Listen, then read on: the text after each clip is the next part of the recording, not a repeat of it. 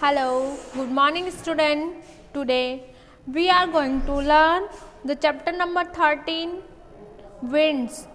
सब जानते हैं हवाओं के बारे में लेसन है। लेसन एक छोटी सी पोएम है जिसमें आप विंड्स के बारे में पता चलेगा आपको कि कब कब कौन कौन सी हवाएं चलती है, कौन कौन सी हवाएं हमें अच्छी लगती है।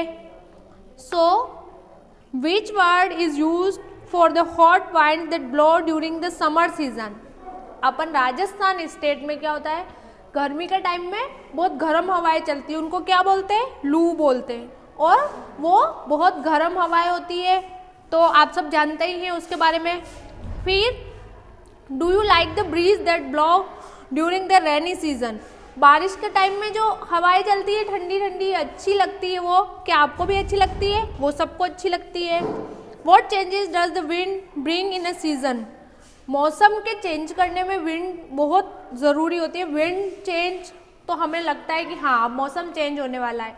जैसे अभी विंटर, अभी जो हवाएं चलेगी वो किसका हमें इंडिकेट करेगी कि अब विंटर ख़त्म हो रही है और स्प्रिंग आने वाली है, तो उसके लिए पता चलेगा। फिर जब स्प्रिंग ख़त्म होएगी तब गर्म हवाएं चलेगी तो हमें लगेगा अब बारिश आएगी। गर्म हवाओं के बाद बारिश का मौसम होता है। फिर बारिश ख़त्म होगी, जब वो हवाएं चलेगी तो हमें लगेगा नहीं अब सर्दी आने वाली है, तो हमें हवाओं से बहुत कुछ पता चल जाता है। Let's read this poem. अब इस पोएम को पढ़ते हैं। Environment as you know consist of earth, water, sky, air and fire. The poem given below in about the wind. Environment क्या है? इन्वायरमेंट अपना जो आसपास का जो सब कुछ हमें दिखाई देता है वो सब इन्वायरमेंट है, जिसमें पानी भी है, जिसमें अपनी धरती है, आकाश है और आग है। वो सब जो चीज़ें हमें दिखाई देती है, पेड़ पौधे हैं, जीव जंतु है, सब पर्यावरण में आते हैं। और ये पोएम हवा के बारे में है, तो इसको पढ़ते हैं। There is a wind that blows over summer days and the clouds go chasing chasing. जब जो हवाएं होती है गर्मी के दिनों में, जब गर्म हवाएं चलती है तो वो किसको लेके आती है? बादलों को लेके आती है, क्योंकि उनके बाद फिर बारिश का सीजन आ जाता है। चेजिंग चेजिंग यानी पीछा करती हुई आ जाती है। There is wind that blows over wintry days and the rains come racing racing.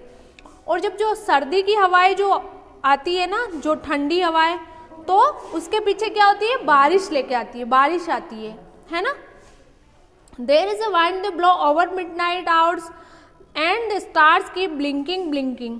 और जो रात्रि में, जो आधी रात के टाइम पे जो हवाएं चलती है, जो हवाओं का जो होता है रुख, वो क्या करती है? एक तरह से तारों को टिमटमाते हुए दिखाती है कि हाँ हवाओं से तारे टकरा रहे और टिमटिमा रहे। ऐसा होता नहीं है पर ऐसा हमें लगता है। There is a wind that blows over morning flowers and the dew lies winking winking. जो सुबह जो हवाएं चलती है वो क्या करती है? जो ये ओस होता है, ड्यू होता है, उनको चमकाने में चमकाती है, ऐसा लगता है उनको चमक दे रही है वो हवाएं। And there is a wind that blows over city mills and the smokes go hurrying after.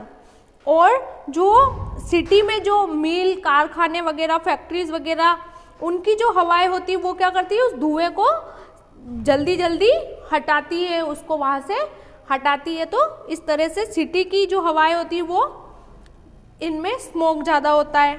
There is a wind that blows over grassy hills and the children dance to its laughter. और जो hills पे जो green green घास होती है उसके ऊपर जो हवाएं चलती है हल्की हल्की, तो वो बच्चों को बहुत अच्छी लगती है और वो उस पर नाचते हैं, खेलते हैं।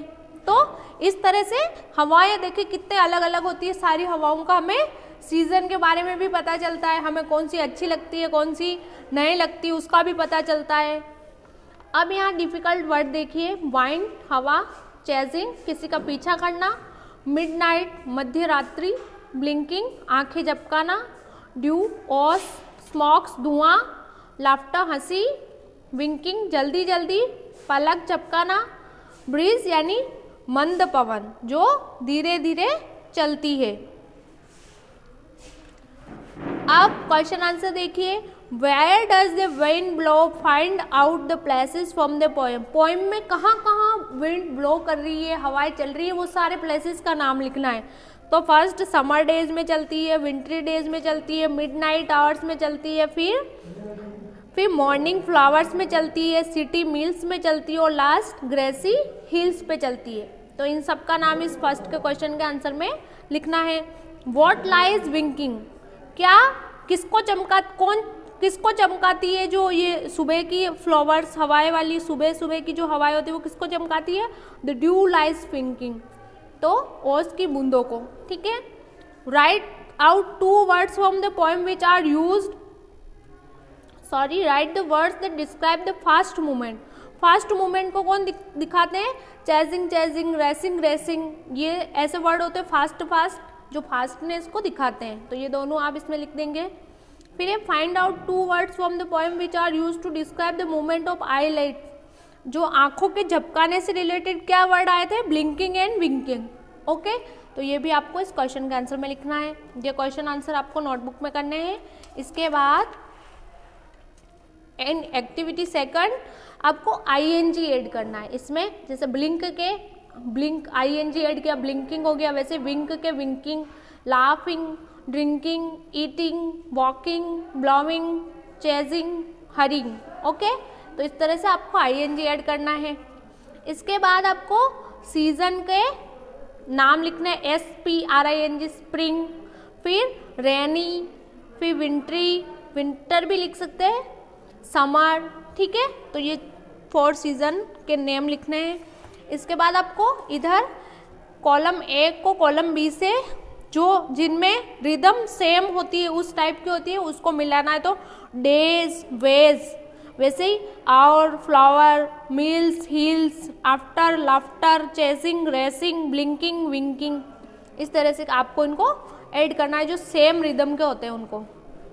फिर आपको ये पोएम रिसाइट करनी है।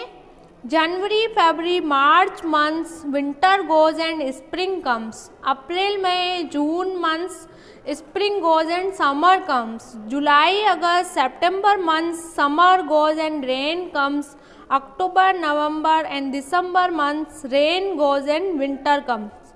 तो आपको ये लर्न करनी है।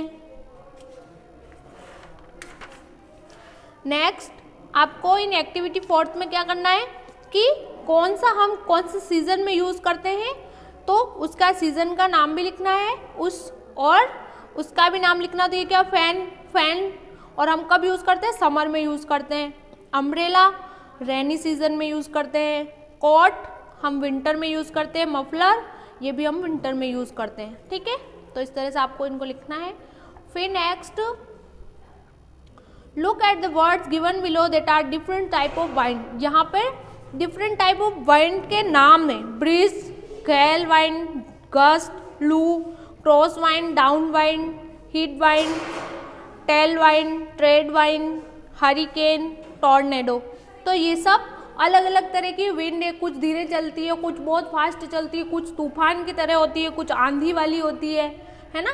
तो ये सब विंड है और इनके बारे में आप डिटेल से जब आप हायर क्लासों में जाओगे तब आप पढ़ेंगे।